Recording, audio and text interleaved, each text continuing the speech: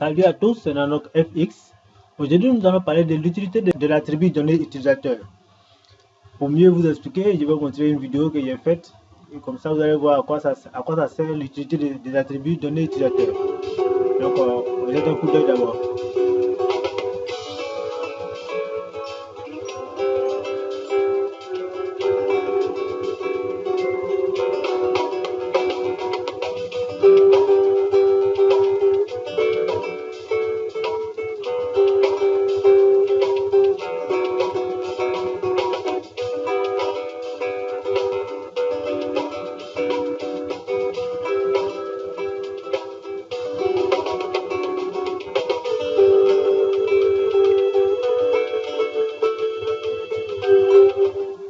Ok, donc vous voyez d'abord là,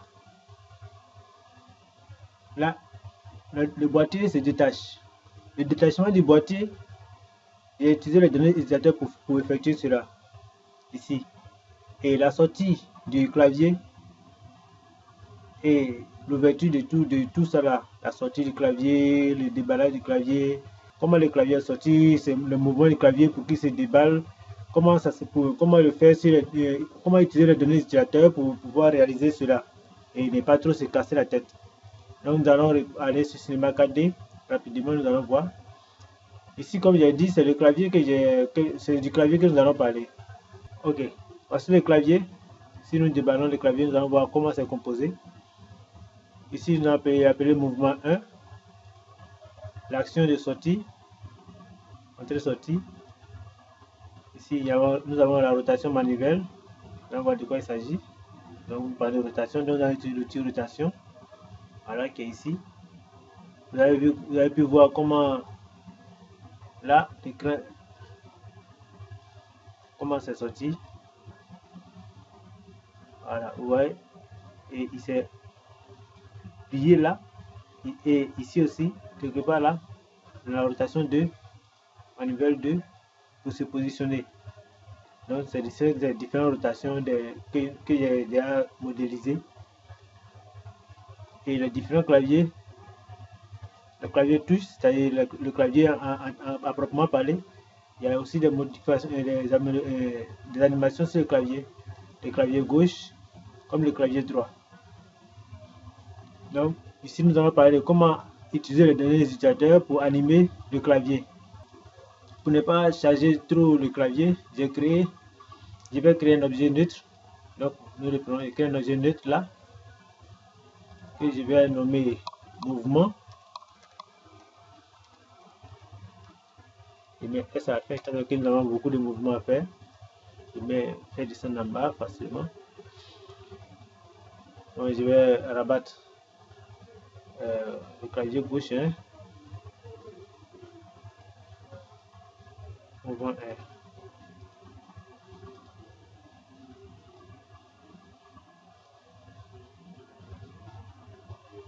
Vous voyez, pour modifier tranquillement comment ça me prend du temps d'ouvrir tout un chacun.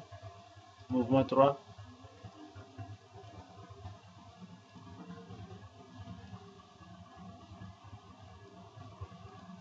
Vous voyez comment ça prend du temps. Ok, c'est de ça que je voulais parler. Bon, c'est un exemple, on va rapidement modifier tout ça là. Ok, donc vous voyez comment le clavier constitué a été modélisé et si nous devons animer, comment nous rentrons dans tout un chacun pour pouvoir animer tout ça là. Et nous allons voir avec les données utilisateurs comment on peut le faire facilement, en tout cas facilement. Donc, nous allons commencer. Comme j'ai dit, nous allons créer l'objet neutre que nous allons appeler mouvement. Sur l'objet neutre, nous venons ici dans ses attributs, nous voyons données utilisateurs. Nous prenons gérer les données utilisateurs. Nous ouvrons là. Il y a le mouvement à proprement parler de tout l'ensemble du clavier qui est là et que nous allons appeler tranquillement mouvement global. Mouvement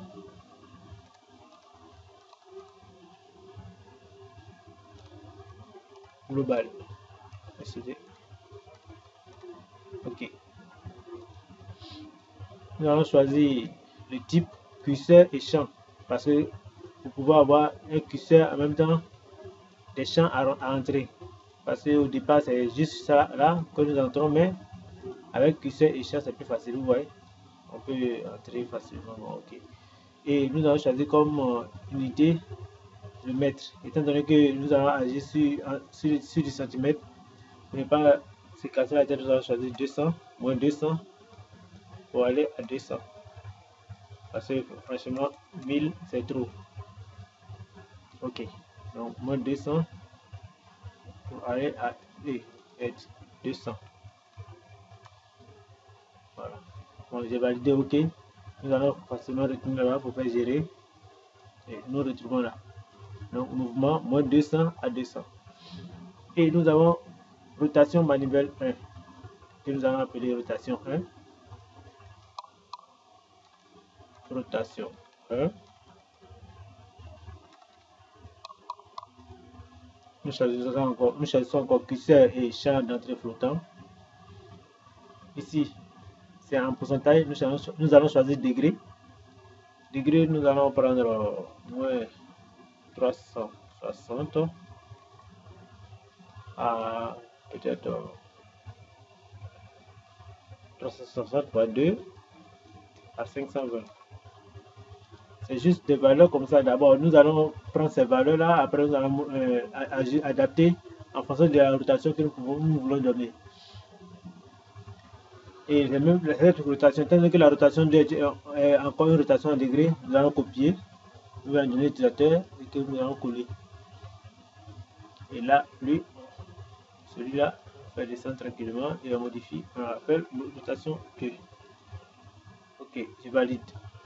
Donc là, nous avons mouvement, le mouvement global, rotation manuelle 1, qui est là,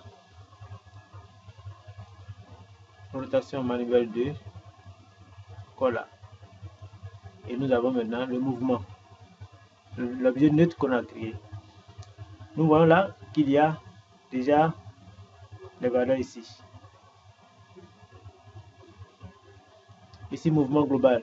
Vous voyez, je modifie mouvement global et rien ne se passe sur le clavier. C'est vrai. Je modifie rotation 1 et rien ne se passe encore sur le clavier. Rotation 3, 1, 2 aussi. Donc, comment faire pour faire correspondre ces différentes valeurs-là aux valeurs que nous voulons donner au clavier pour que ça agisse sur le clavier? Comment il faut faire? Ok. D'abord, je vais essayer de vérifier quelque chose d'abord, c'est-à-dire choisir les valeurs par défaut qu'on doit d'abord positionner. Nous voyons que c'est sur l'axe Z qu'il y a le mouvement. Donc, je copie cette valeur que je viens mettre ici. Ok. J'ai choisi la rotation 2. Tu vois sur quel axe.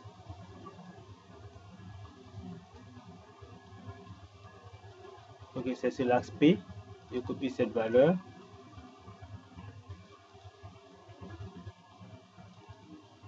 Je la remets ici. Rotation manuelle 2. Je copie encore cette valeur.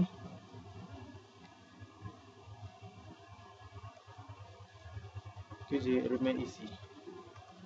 Pourquoi j'ai fait ça? Parce que nous allons attribuer directement cette propriété aux différentes propriétés du clavier. Et si nous n'avons pas mis les valeurs par défaut, qui sont déjà sur le clavier, les valeurs d'ici qui étaient 0, 0, 0 vont agir sur le clavier et automatiquement ils vont changer de forme, ils vont changer de position. Donc pour que tout soit déjà au préalable bien calibré, c'est pour cela que nous avons pris les valeurs par défaut pour les réattribuer ici. Ok, donc nous venons sur l'objet de notre mouvement, nous faisons clic droit, propriété cinéma 4D et expresso. Expresso, nous allons noter juste quelques petits codes, c'est pas trop compliqué, c'est juste des codes, des petits codes, c'est même pas des codes, ce sont des interconnexions que nous allons créer. C'est-à-dire, nous prenons un mouvement que nous positionnons là, c'est-à-dire l'objet qui est le mouvement. Nous prenons le mouvement qui est du clavier, la rotation manuelle 1 du clavier, la rotation manuelle 2 du clavier. Le mouvement, nous cliquons là, sur le point rouge là, nous cliquons, données utilisateurs, mouvement global. je prends données utilisateurs, rotation 1, données utilisateurs, rotation 2. Je maintiens contrôle, que je duplique pour agrandir la case. Ici, le mouvement. Le mouvement, nous voulons appliquer un mouvement sur l'axe Z. Donc je prends là, mouvement et clique sur cette fois-ci sur le bleu, sur la petite case bleue là, coordonnées, position Z. Je prends là. Cette fois-ci, c'est la rotation que nous allons appliquer sur la rotation 1. C'est l'effet rotation, donc c'est la rotation sur P. C'est ce que je vérifie bien. Oui, c'est la rotation sur P. Donc nous allons choisir là, nous prenons la case bleue, coordonnées, rotation P. C'est le même cas aussi pour le deuxième, coordonnées, rotation P. Je duplique pour agrandir. Et nous allons assigner ces différentes valeurs à nos éléments, à nos mouvements sur le clavier. Donc je prends un mouvement global et j'applique. Vous voyez, ça n'a pas bougé parce qu'il y avait déjà mis les valeurs par défaut du mouvement déjà dans la valeur ici. Et c'est le même cas aussi pour clavier, rotation 2. Et je ferme. Donc si nous revenons sur l'objet neutre mouvement, lorsque je change les valeurs ici, le clavier bouge. Lorsque je fais la rotation, voilà, ok. Vous comprenez pourquoi? Voilà, c'est parce qu'il y a appliqué l'effet Espresso qu'il a interconnecté les différentes valeurs. Et donc maintenant, vous voyez, je n'ai même plus besoin de déballer tout ça là. Le clavier est bien fermé, il vient là, et je peux modifier tranquillement. Pour que vous puissiez mieux comprendre encore, je vais continuer sur le deuxième sur un côté du clavier. Je vais prendre le clavier gauche par exemple. Là, il y a beaucoup de mouvements là-bas. Je vois mouvement 1, mouvement 2 et mouvement 3. Et cette fois-ci, étant donné que c'est le clavier gauche, je vais créer un groupe. Parce que ici, c'est directement des données qui étaient là. Mais je vais créer un groupe que je vais nommer clavier gauche. Comme ça, on voit directement de quoi nous parlons. Donc, je reviens à gérer et je dis ajouter un groupe. Le groupe que je nomme clavier gauche. Ok, je valide. Il valide, bon, c'est déjà validé. Et dans le clavier gauche, je vais ajouter rotation 1.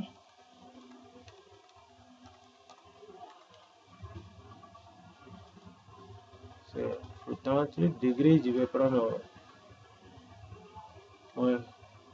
et pourcentage plutôt, donc je prends pourcentage, je prends plutôt degré. Et je choisis moins 360 à 520, comme je l'avais dit, juste d'abord pour avoir les coordonnées. Après, on peut modifier à tout moment.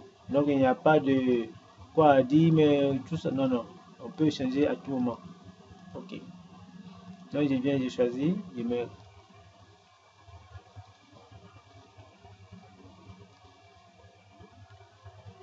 Ok. Et c'est fait. Donc, vous voyez, il y a un groupe maintenant qui est créé. Un peu comme là, chez les transformations. Vous voyez, ici, nous avons clavier. Ouais, clavier gauche. Le clavier gauche est à rotation 1, rotation 2 et rotation 3.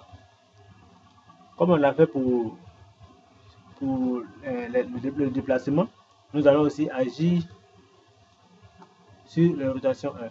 Mais cette fois-ci, nous allons mettre les coordonnées. Donc, j'ai choisi, par exemple, et copier celui-là.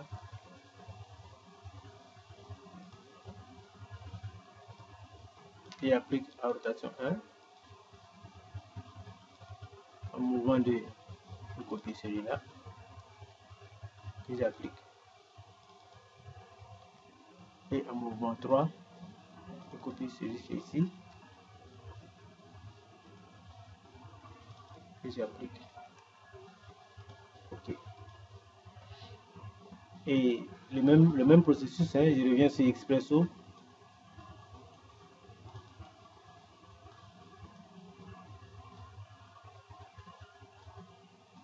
J'amène là. ici, j'envoie le mouvement 1, le mouvement 2, le mouvement 3. Un utilisateur, cette fois-ci le clavier G qui est devenu un groupe. Je choisis rotation 1, clavier G, rotation 2, clavier G, rotation 3. Je maintiens CTRL et 2 clics pour agrandir la case. Et je viens là, je clique coordonnées, rotation B. Coordonnées, rotation B.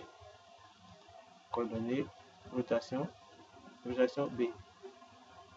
Ok. Et comme l'autre, j'applique les différentes valeurs.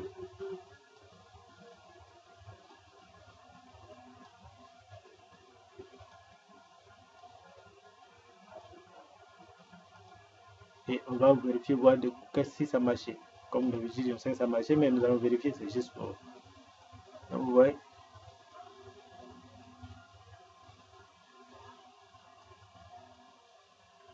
Voilà, c'est fait. Et c'est ce même principe qu'on utilise, que j'ai utilisé pour appliquer sur le clavier droit. Et c'est ce qui m'a donné l'animation qui a été faite là-bas. Sinon, par exemple, regardez. Nous prenons le clavier gauche, par exemple.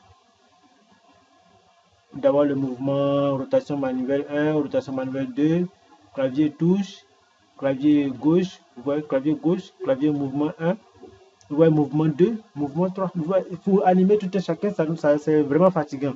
On va à tout moment dérouler et modifier chacun, remonter, modifier celui-ci, celui-là. Bon, c'est complexe.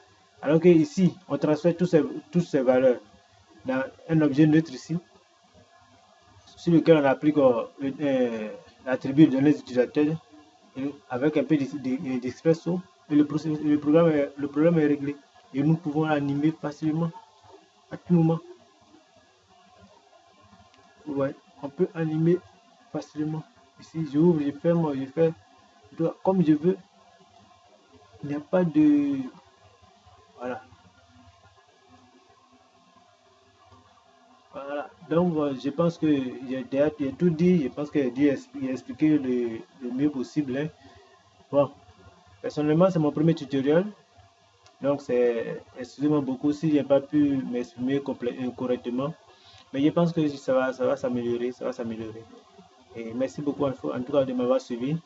Et ciao, ciao. Merci. Bye.